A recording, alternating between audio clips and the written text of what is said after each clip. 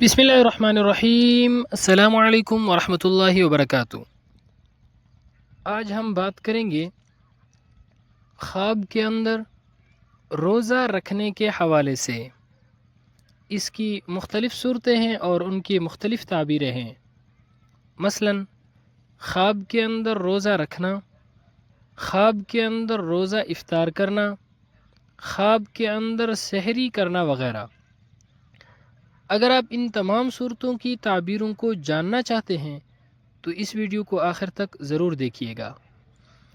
اگر کوئی شخص خواب کے اندر دیکھتا ہے کہ اس نے روزہ رکھا ہوا ہے، اپنے آپ کو خواب کے اندر روزے کی حالت میں دیکھتا ہے، اس کی تعبیر یہ ہے کہ خواب دیکھنے والا شخص گناہوں سے دور ہوگا، خواب دیکھنے والا شخص اللہ رب العزت کی عبادت میں مصروف ہوگا۔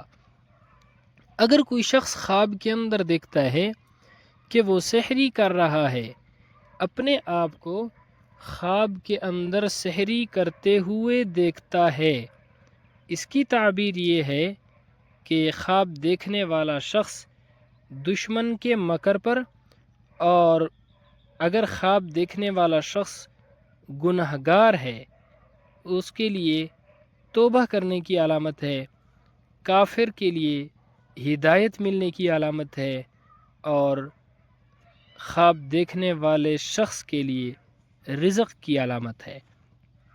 اگر کوئی شخص خواب کے اندر رمضان المبارک کا روزہ دیکھتا ہے، اس کی تعبیر یہ ہے خواب دیکھنے والے شخص کا رزق تنگ ہوگا، مگر خواب دیکھنے والا شخص شاکر اور صابر رہے گا، عزت اور بزرگی پائے گا۔